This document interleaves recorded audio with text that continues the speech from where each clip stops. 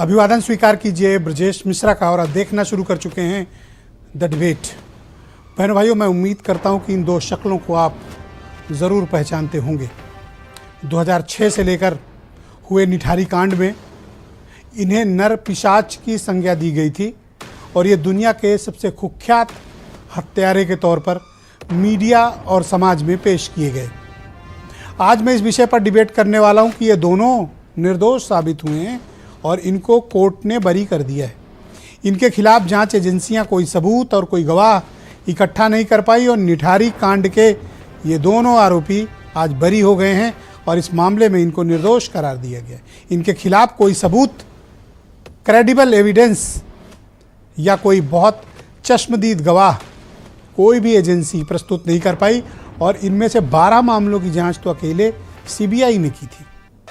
अपने समय के इस चर्चित मामले में आज इन दोनों आरोपियों का बरी हो जाना पूरी व्यवस्था पर सवाल उत्पन्न करता है और आज हम निठारी कांड पर ओपन डिबेट करने जा रहे हैं। बहनों भाइयों, आप सबको याद होगा वर्ष था 2006।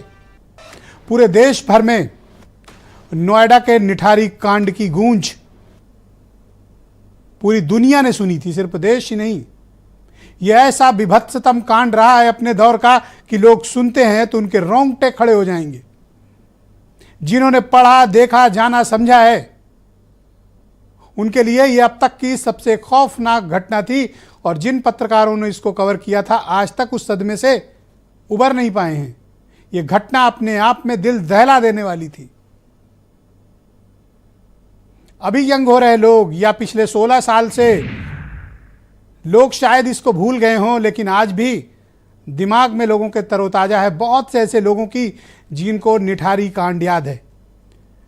बहनों भाइयों, नोएडा के निठारी गांव में अचानक से ये सूचना मिलती है पुलिस को और मीडिया को कि वहां काफ़ी तादाद में पिछले कुछ महीनों में, साल था 2006, कुछ बच्चे अचानक से गायब हो रहे हैं, लापता हो रहे हैं, मिल नहीं रही। छोटी बच्चियां गायब हो रही हैं, मिल नहीं रही। कहाँ जा रही हैं कोई किसी को नहीं पता। मामला मीडिया में तूल पकड़ा और अचानक सेक्टर 30 में D5 कोठी के बाहर एक बड़े नाले में, जो आप देख रहे हैं टेलीविजन दृश्य में, इसी में कुछ स्थानीय लोगों को हड्डियों के अवशेष और कुछ अंग मिले थे। इंक्वायरी शुरू हुई तो खौफनाक घटना सामने आई। मनिंदर सिंह पंढेर और उसका नौकर सुरेंद्र कोली, इन दोनों के खिलाफ मामला चला। स्थानीय पुलिस इस मामले का ठीक से पर्दाफाश नहीं कर पा रही थी और तत्कालीन सभी अधिकारी सस्पेंड किए गए थे। पूरे दुनिया भर में इस मामले की गूंज थी। लेकिन बहनों भाइयों, वक्त के साथ चीज़ें बदलती हैं। इस मामले को जब सीबीआई को हैंडओवर किया गया, सीबीआई ने जांच की। मीडिया की लाइन पर ही सीबीआई की जांच भी आगे बढ़ी और ये शायद मीडिया का ही दबाव रहा होगा कि जब कोई सबूत और गवाह नहीं थे, उसके बावजूद ट्रायल हुआ।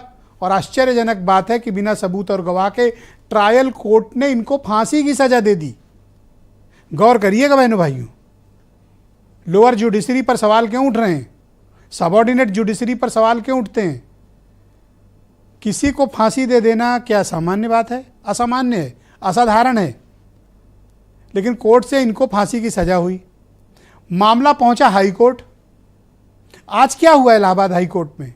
इलाहाबाद हाई कोर्ट ने जब इनकी फांसी की फाइल पढ़ी, पूरे ट्रायल के मुकदमे के पेपर्स देखे, मनिंदर सिंह पंढेर और सुरेंद्र कोली के खिलाफ सीबीआई एक भी क्रेडिबल एविडेंस प्रस्तुत नहीं कर पाई। एक भी चश्मदीद गवाह प्रस्तुत नहीं कर पाई। सिर्फ परिस्थितिजन्य साक्ष्यों के आधार पर कोली और पंढेर को फांसी दे दी गई थी, फांसी की सजा सुना दी गई थी और ट्रायल कोर्ट ने इनको फांसी की सजा दे भी दी। मामला हाई कोर्ट में पहुंचा और जब सारे तथ्यों की पड़ताल हुई तो कोई सबूत ही नहीं। कोर्ट ने आज डिलीवर हुए ऑर्डर में लिखा है कि यह उनको स्तब्ध करती है, यह घटना, कि कितनी शिथिलता पूर्वक इस घटनाक्रम की जांच हुई। कोर्ट ने यह आशंका जताई कि ये मर्डर्स जो हुए हैं बच्चियों के और बच्चों के, ये हो सकता है कि मानव अंग की तस्करी का हिस्सा रहे हों, क्योंकि उसी क्रम में आपको याद हो नोएडा में किडनी कांड हुआ था और किडनी निकाली जाती थी, कुछ लोग पकड़े गए थे। मुरादाबाद से लेकर नोएडा तक एक गैंग था और वो गैंग पकड़ा गया था। अपने वक्त का बहुत चर्चित मामला था। मुझे याद है तब मायावती उत्तर प्रदेश की मुख्यमंत्री थी और कैबिनेट सेक्रेटरी शशांक शेखर सिंह के नोएडा का आवास भी उसी में किराए पे दिया गया था।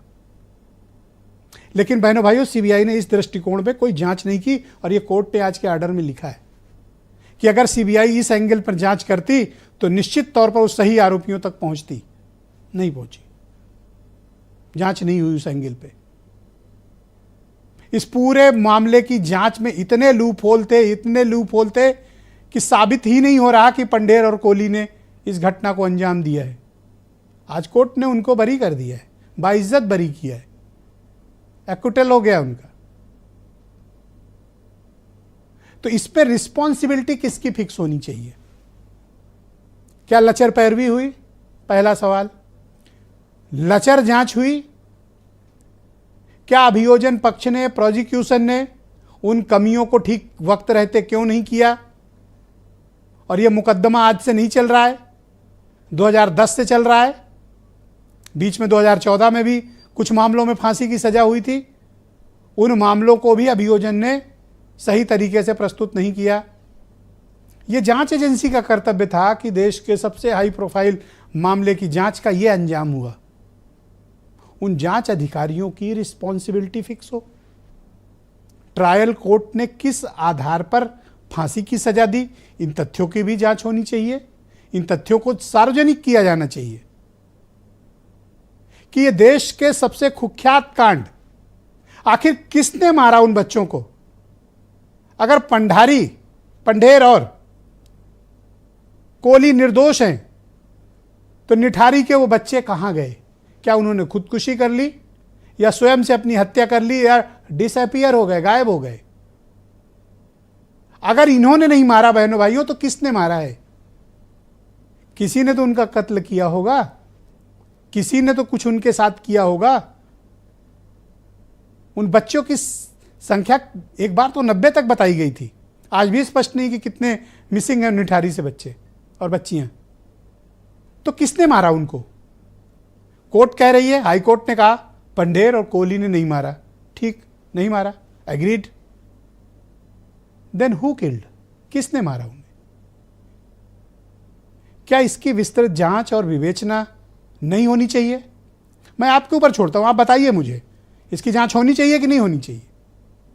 इस मामले से पर्दाफाश होना चाहिए कि नहीं होना चाहिए?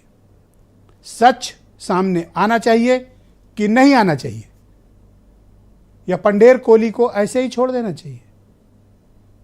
अब इस मामले को सीबीआई कह रही है हम सुप्रीम कोर्ट ले जाएंगे।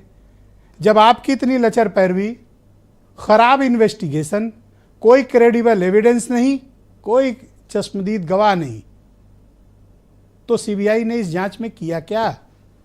क्या मीडिया ट्रायल के आधार पर जो रिपोर्ट्स बनी थी वही चार्जशीट बन गई? मीडिया की खबरें ही चार्जशीट बन गई? और अब 2 से 3 दिन के अंदर पंढेर और कोहली बाहर होंगे। बहनों भाइयों, यह विवेचना की विफलता का जीवंत स्मारक है। यह घटना, पीड़ित परिजन इंसाफ मांग रहे हैं। उन बच्चे और बच्चियों की आत्माएं इंसाफ मांग रही हैं और हम उन्हें इंसाफ नहीं दे पा रहे। यह त्रासदी है। जुडिशियल सिस्टम पर भी सवाल उठाता है। कोर्ट को कुछ मामलों में एक्स्ट्राऑर्डिनरी स्टेप अगर उठाने चाहिए, पूछा जाना चाहिए, रिस्पॉन्सिबिलिटी फिक्स हो। अगर जांच गलत हुई है, इन्होंने नहीं किया, किसी ने तो किया है। किसने किया है? क्या इस मामले की दोबारा विवेचना होगी? बहनों भाइयों, उम्मीद नहीं है। और जो मीडिया 2006 से लेकर 2014 तक ऐसा प्रस्तुत करता था निठारी कांड को कि उसके अलावा कोई खबर ही नहीं थी, आज इस फैसले के आने के बाद कोई खबर को पूछने को तैयार नहीं है कि आखिर उन बच्चों का कसूर क्या था। छोटे छोटे मासूम बच्चों को मौत के घाट उतार दिया गया, बोटी बोटी कर दी गई उनकी। शायद ये पिछले 20 सालों की, 2 दशक की भारत के इतिहास की सबसे आपराधिक घटना है जो मन को पीड़ा और क्षोभ देती है। और इस फैसले को पढ़ने के बाद बहनों भाइयों, आम आदमी के मन में बहुत बेचैनी है, लोग दुखी हैं और सवाल पूछ रहे हैं, निठारी के अगर ये दो नरपिशाच नहीं हैं तो कौन वो राक्षस हैं और ये कौन ढूंढेगा? क्या जनता ढूंढेगी? इसी काम के लिए तो जांच एजेंसियां और पुलिस हैं। उन्होंने अपने कर्तव्यों का सही निर्वहन नहीं किया। कुछ बयान सुनिए आप। सर, 2 जजमेंट्स आए हैं, 2 अपील्स थी, यानी 2 रेफरेंस थी जिसमें फांसी हुई थी सेशंस कोर्ट गाजियाबाद से। दोनों मुकदमों में आज इलाहाबाद हाई कोर्ट ने मोनिंदर सिंह पंडेर को बरी कर दिया है, बाइज्जत बरी कर दिया है। सुरेंद्र कोहली को भी बाकी जितने भी अपीलें यहाँ पर थी सब में बरी कर दिया गया। कितने केसेस में अपील की गई थी और कितने में फांसी? कोहली में मेरे ख्याल से 14 के आसपास थी, 14 थे शायद, हाँ। अच्छा। 12 नहीं, मिलाकर 12 या 14 देवर 14 केसेस, तो सब में बरी कर दिया गया है। और पंडेर के खिलाफ सिर्फ 2 थी, तो उन दोनों में बरी कर दिया तो गया। ये मतलब बरी कर दिया गया, मतलब कोई सजा नहीं है? अब कोई सजा नहीं है। सेशंस कोर्ट का जो जजमेंट है उसे रिवर्स करके एक्विटेड। अभी किस तरह से जज साहब ने किया है वो सारे एविडेंस अप्रिशिएट ऑलरेडी हो चुके हैं, ऑलरेडी कंसीडर हो चुके हैं। जो कन्फेशन है सुरेंद्र कोहली का पूरे इंटायर केस, जो 12 अपीलें हैं सब में सेम है। जो रिकवरी हुई है बोन्स वगैरह की सब सारे सेम हैं, एविडेंस सारे सेम हैं। तो अब जज साहब ने जो है उसको किस तरह से उसको इसको लेकर के क्या आगे? बिल्कुल हम जो है इसको जो है एडवाइस करेंगे जो है डिपार्टमेंट को, सीबीआई को, कि ये इसको सुप्रीम कोर्ट में जो है इसके खिलाफ जो है नहीं, उसको दोषी ना किया जाए। योगी सरकार से, मोदी सरकार से हमें यही है, उन दोनों को जरूर फांसी दे। जैसे हमारी बेटी को मारा है ना, ऐसे उनको फांसी लगाई जाए। बहनों भाइयों, आज की परिचर्चा को आगे बढ़ाते हैं। सीबी पांडे, फार्मर जज, मेरे साथ इस कार्यक्रम में मौजूद हैं। खालिद खान, निठारी कांड के पीड़ितों के एडवोकेट हैं। दीपक रंजन, समाजवादी पार्टी के प्रवक्ता हैं। विनोद शर्मा, जाने माने पत्रकार, और इस मामले को शर्मा जी ने लंबे वक्त तक कवर भी किया है। अभिषेक चौहान हमें ज्वाइन कर रहे हैं, इलाहाबाद हाई कोर्ट के एडवोकेट हैं। और वीरेंद्र सिंह जी हमारे स्टेट हेड। आप सबका शुक्रिया।